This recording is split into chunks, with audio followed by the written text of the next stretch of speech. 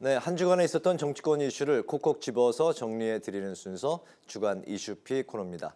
여러분의 시사 지수를 높여드릴 이소희 기자 나와 있습니다. 이 기자 어서 오십시오. 네, 안녕하세요. 네, 첫 번째 이슈픽 가볼까요? 영수회담 성공할까? 성사가 됐죠? 네, 그렇습니다. 지난 19일에 윤 대통령이 이재명 대표에게 전화를 걸면서 이제 네. 만남이 시작이 된 건데요. 그런데 이번 주에 만나자 이렇게 시원하게 제안을 했던 것과는 달리 이번 주 내내 회담 의제를 두고 양측의 기싸움이 펼쳐졌습니다. 네. 다행히 이 대표가 의제 없이 만나겠다고 밝히고 또 대통령실도 환영하면서 다음 주 월요일에 회담을 열기로 합의했습니다. 네, 지난 일주일 동안 민주당이 다양한 의제를 제시했는데 네. 그동안 어떤 것들이 있었죠? 네, 일단 1차 실무회동에서 민주당은 25만 원 민생회복 지원금과 최상병 특검법 수용, 윤 대통령의 거부권 행사 자제와 또 거부권 행사에 대한 대통령의 사과까지 공식적으로 요구를 했습니다. 어제는 대통령의 언론 탄압과 또 방송장악 기조에 대한 사과도 추가적인 의제로 거론을 하면서 압박을 했고요. 여기에 추미애 전 장관은 이채 양명주를 언급했는데요. 이태원 참사와 최상병 특검, 또 양평 고속도로 종점 변경 의혹과 김건희 여사의 두 가지 의혹까지 의제로 다루자는 말이었습니다. 또 여기에 연금 개혁과 의대 증원까지 의제로 거론됐는데 그만큼 한 주 동안 민주당 내부에서 의제를 언급하는 스피커들이 많았습니다. 그랬군요. 네, 총선 민심을 등에 업은 민주당이 영수회담을 앞두고 기선 제압에 나섰다. 이런 이야기까지 나올 정도였습니다. 네, 그랬던 민주당이었는데 오늘 이재명 대표가 이제 다 접고 대통령을 무조건 이제 일단 만나보자 이렇게 네. 이제 해서 성사가 됐습니다. 이쯤 되다 보니까 역대 영수회담은 또 분위기가 어땠는지 궁금해지네요.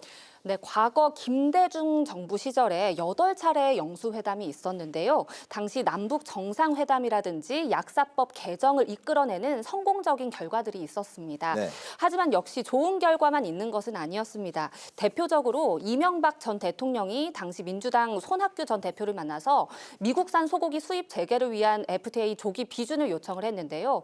오히려 손 전 대표는 대통령의 대국민 사과를 촉구하고 소고기 재협상을 하자 이렇게 나온 겁니다. 좁힐 수 없는 간극만 확인하고 끝난 건데요. 이번에도 총선 민이라는 명분 아래 민주당이 여러 의제를 내놓을 가능성이 있는데 대통령의 수용 여부에 따라 성공할 수도 있고 반대로 입장차만 확인하고 끝날 가능성도 있습니다. 하지만 총선 참패에 연일 레임덕 얘기가 나오는 윤 대통령도 변화를 보여주겠다는 의지가 있기 때문에 이번 만남의 결과가 더욱 주목됩니다. 네, 29일 다음 주 월요일이 되나요? 네, 네, 그렇습니다. 어떤 이야기들이 이제 또 나오는지 지켜봐야 될 것 같습니다. 두 번째 이슈픽 가볼까요? 입법 밀어붙이는 거야 협치는 네, 21대 국회 종료를 앞두고 있는데요. 민주당이 쟁점 법안 처리를 밀어붙이고 있습니다. 지난주 제2양곡법을 본회의로 직회부한 데 이어서 이번 주도 정무위원회를 열어서 민주유공자법과 가맹사업법을 단독 처리했습니다. 네, 두 안건도 이제 본회의로 이제 직회부된 그 상황인데 특히 네. 이제 민주유공자법은 국가보훈부에서 거부권을 건의하겠다 이렇게 이제 나왔는데 네. 법안의 쟁점을 좀 짚어볼까요? 네, 말씀해주신 민주유공자법은 이렇게 특별법이 있는 5.18 민주화 운동을 제외하고 여러 민주화 사건의 유공자와 가족을 예우하자 이런 법안입니다. 문제는 민주유공자와 민주화 사건을 선정하는 기준이 불분명해서 혼란이 예상된다는 점인데요. 이런 점을 들어서 국가보훈부는 어제 법안에 반대한다면서 대통령 거부권 행사를 건의하겠다는 강경한 입장을 밝혔습니다. 이 법안에 따르면 국가보안법 위반자도 유공자가 될 수 있고 또 경찰 7명이 숨졌던 부산 동의대 사건 등이 유공사건으로 선정되기에는 사회적인 합의가 부족하다는 겁니다. 또 이미 정치권에서는 이 법안이 운동권 셀프 특혜법이냐 이런 비판이 여러 차례 제기돼 왔었죠. 여러 지적에 대해서 민주당은 국가보안법 형이 확정된 사람은 적용 대상에서 제외했고 또 취업이나 주택 공급 같은 특혜 또한 조항에서 대폭 삭제했다면서 법안 통과를 주장하고 있는 상황입니다. 네, 하지만 민주당은 5월 국회에서 쟁점 법안을 모두 처리하겠다는 의지를 이제 강하게 보이고 있는데 네. 임시국회 전망 들어볼까요? 네, 일단 국회가 4월 30일에 임시회를 열기로 공고하면서 한 달간 마지막 임시국회가 열리는데요.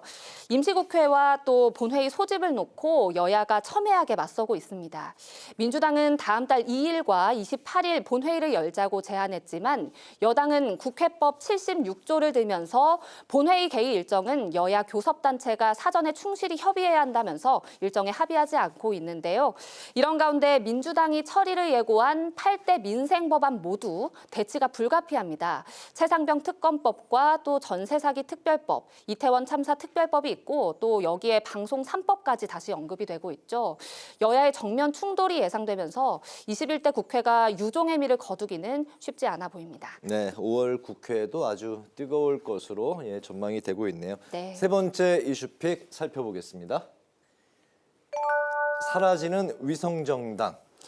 네, 거대 양당은 이번에도 위성정당을 만들어서 선거를 치렀죠. 그 위성정당이 이번 주 해체 수순을 밟고 각각 국민의힘, 민주당과 합당 절차를 밟았습니다. 네, 그렇기 때문에 이제 꼼수 정당이다 이 지적이 다시 나올 수밖에 없는 이제 상황인데 해체 수순이 복잡하다고요. 네, 일단 더불어민주연합의 경우 총선에서 14석을 얻었는데요. 이 중에 4명은 진보당과 새진보연합 출신입니다. 이들은 각자의 당으로 복귀하기 위해서 제명당하는 방식을 택했습니다.